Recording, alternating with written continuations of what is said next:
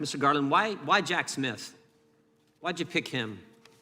I've said at the time I appointed Mr. Smith, I explained he was independent. He was a longtime career prosecutor with. But there are probably other people who you would describe as independent, longtime career prosecutor. Why did you pick? This is probably the most high-profile special counsel investigation, maybe in American history.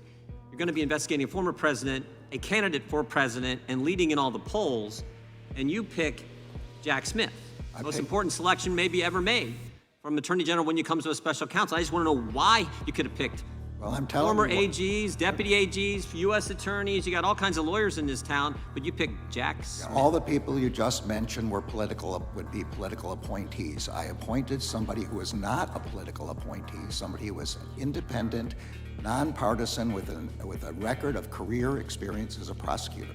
That seemed to me the perfect resume for making that kind of. He was a guy, worked, had to bring him back from Europe. He worked at the ICC, worked at the World Court. He was the best pick for the most high-profile investigation ever. He was independent, he was nonpartisan, he had never held a political office, he was never appointed in a political office. Was he your first choice? He had a long career as a career prosecutor. Was he your first choice?